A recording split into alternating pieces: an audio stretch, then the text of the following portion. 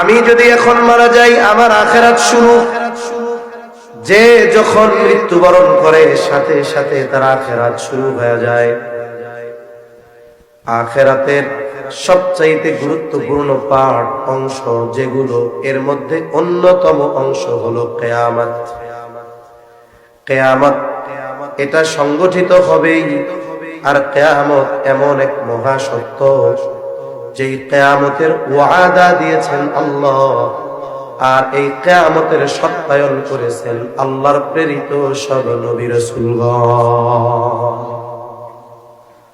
সেই কিয়ামত সংগঠিত হবে, কোনো সন্দেহ নাই। পবিত্র কোরআনুল কারীমে আল্লাহ তাআলা কত সুন্দরভাবে সেই কিয়ামতের কথা জানায় দেন। যেই দিন আমাদেরকে পুনরুজ্জীবিত করা হবে, এর আগে আলমে বরজাখ, কবর জগতে লম্বা একটা সময় আমাদের কাটাতে হবে। আলমে বরজাখে কারো কবর জান্নাতের বাগান, কারোটা হবে জাহান্নামের গর্ত। যারটা জান্নাতের বাগান ও মনে করবে এটাই জান্নাত, যারটা জাহান্নামের গর্ত ও মনে করবে এটা জাহান্নাম। তবে আলমে বরজাখের যেই নিয়ামত, ওটা জান্নাতের তুলনায় কিছুই না। আলমে বরজাখের যেই শাস্তি, ওটাও জাহান্নামের শাস্তির তুলনায় অল্প। তবে যে শাস্তির মধ্যে থাকবে ও মনে করবে এর চেয়ে কঠিন শাস্তি আর হতে পারে না। সবাই তো উঠবে কিয়ামতে, তাই না? যার কবরটা জাহান্নামের গর্ত, সে মনে করতেছিল এটাই জাহান্নাম, সেও উঠবে। এই ধরনের ব্যক্তি যারা কিয়ামতের ময়দানে উঠবার পর তাদের অভিব্যক্তি কেমন হবে? আল্লাহ তাআলা বলেন, তারা বলবে, ইয়া ওয়াইলানা মান বাআসানা মিন মারকাদিনা। হায় দুর্ভোগ, কে আমাদেরকে আমাদের অবস্থান স্থল থেকে জাগায় দিল। ওরা মনে করবে ওরা আযাবে ছিল না, ওরা আরামে ঘুমায় ছিল। কিয়ামতের ময়দানের অবস্থা দেখে তারা এত ভীত চিন্তিত হবে, ও যে এতকাল আযাবে ছিল সেটা ভুলে যাবে। এজন্য বলবে, মান বাআসানা মিন মারকাদিনা, কে আমাদেরকে আমাদের অবস্থান স্থল থেকে জাগায়া দিল। মুমিনরা অথবা ফেরেশতারা তাদের এই কথার জবাবে বলবে, হাযা মা ওয়া'আদার রহমান ওয়া সাদাকাল মুরসালুন। এটাই হলো সেই দিবস, যেই দিবসের ওয়াদা যিনি দিয়েছেন তিনি কে? দয়াময়, যেই দিবসের প্রতিশ্রুতি দিয়েছেন এবং রাসূলগণ যেই দিবসের সত্যায়ন করেছেন, এটাই হলো সেই কিয়ামতের দিবস। তাহলে কিয়ামত সংগঠিত হবে সুনিশ্চিত, কোনো সন্দেহ নাই। তবে কখন কিয়ামত সংগঠিত হবে এর সুনির্দিষ্ট সময় দুনিয়ার কেউ জানে না। একমাত্র যিনি জানেন তিনি কে? আরো জোরে বলেন না কে? একমাত্র আল্লাহ তাআলা জানেন। কেন? কারণ তিনি হলেন আলিমুল গায়ব। গায়বের সব ইলম তার কাছে, দুনিয়ার আর কারো কাছে না। যে আয়াতখানা আপনাদের খেদমতে তিলাওয়াত করেছি, এই আয়াতটা গায়েব সম্পৃক্ত একটি আয়াত। আল্লাহ তাআলা এই আয়াতে গায়েব সম্পৃক্ত 5টি বিষয়ের কথা বলছেন। সহিহ বুখারীর হাদিস, সাথে সাথে আরেক আয়াতে আল্লাহ তাআলা এই 5টি বিষয়কে মাফাতিহুল গায়েব, গায়েবের চাবিসমূহ বলে অভিহিত করেছেন। মুফাসসিরিনে কেরাম বলেন, পৃথিবীর যত গায়েব সম্পৃক্ত বিষয় আছে সবগুলো কোনো না কোনো ভাবে এই 5টার সাথে সম্পৃক্ত। এই 5টি বিষয়ের সর্বপ্রথম বিষয়টাই আল্লাহ তাআলা বলেন, ইন্নাল্লাহা ইনদাহু ইলমুস সাআহ। নিশ্চয়ই কিয়ামতের ইলম তথা কিয়ামত কখন সংগঠিত হবে এর ইলম একমাত্র আল্লাহ তাআলার কাছে। দুনিয়ার কেউ জানে না কিয়ামত কখন সংগঠিত হবে। আমার আপনার নবীও জানেন না, ফেরেশতা জিবরাইল আলাইহিস সালামও জানেন না। কেন জানেন না? কারণ আমার আপনার নবী আলিমুল গায়ব নয়, জিবরাইল আলাইহিস সালাম আলিমুল গায়ব না। আলিমুল গায়ব একমাত্র যিনি, তিনি কে? আপনাদের অঞ্চলে আছে কিনা জানি না, আমাদের অঞ্চলগুলোতে কিছু ভাইয়েরা আছে, এনারা আশিকে রাসূল। আমার আগে ফরাইজি ভাই কত সুন্দর কথা বলছে, উনি যে এত সুন্দর ওয়াজ করে এটা জানি না। আমি জানি যে শুধু মুনাজারাই করে, এত সুন্দর যে ওয়াজ করে এটা আমি জানি না। মানুষের কিছু গুণ আল্লাহ দিছে।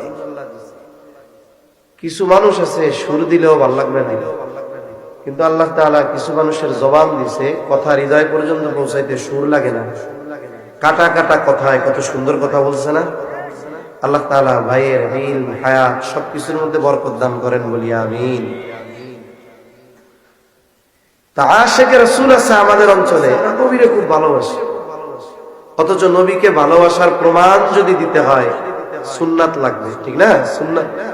সুন্নাতের দ্বারের কাছেও নেই, কিন্তু আশিকে রাসূল এত ভালোবাসে নবীকে, ভালোবাসতে বাসতে বলে যে আমার নবী কিন্তু আলিমুল গায়েব, হাজের নাজের।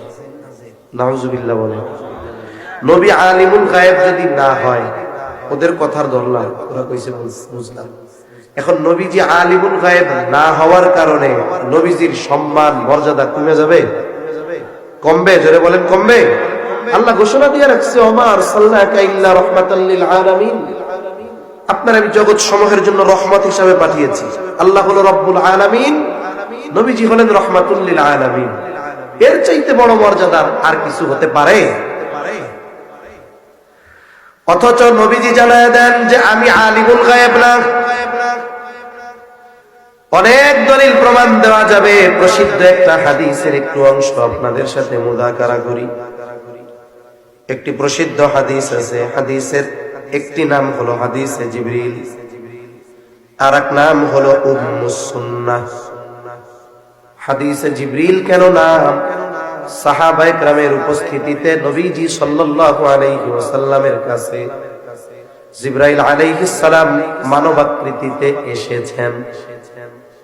এই যে জিবরাইল আলাইহিস সালাম আসছেন, কিছু প্রশ্ন করেছেন, নবীজি জবাব দিয়েছেন, আবার জিবরাইল আলাইহিস সালাম সত্যায়ন করেছেন।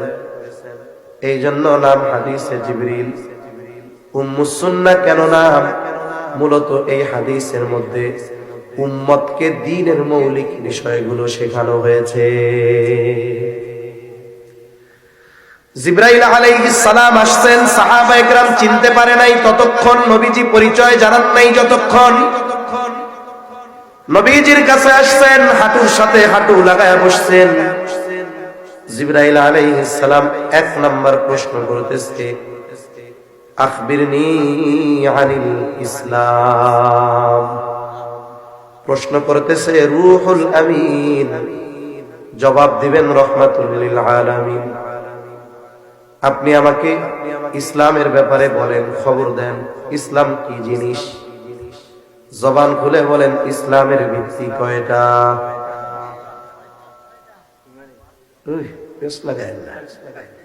ইসলামের ভিত্তি কয়টা? আরো জোরে বলেন কয়টা? আমি এক জায়গায় জেলার নামও বলবো না, ক্যামেরা না থাকলে কইতাম, তাহলে আমার যদি গেলে ধরে আপনি আমার বদনাম দিয়েছেন কে। এক জেলায় গেছি, কিছু জেলা আছে দিনের দিক দিয়ে দুর্বল। আমরা ওই জেলাগুলোকে বাংলাদেশের মধ্যে দিন পালনের ক্ষেত্রে, দিনদারিত্বের ক্ষেত্রে মোটামুটি সবল যে জেলাগুলো তার মধ্যে জিজ্ঞাসা করছি ইসলামের ভিত্তি কয়টা? এরকম কেউ 5টা কয়, কেউ কইতে পারে না।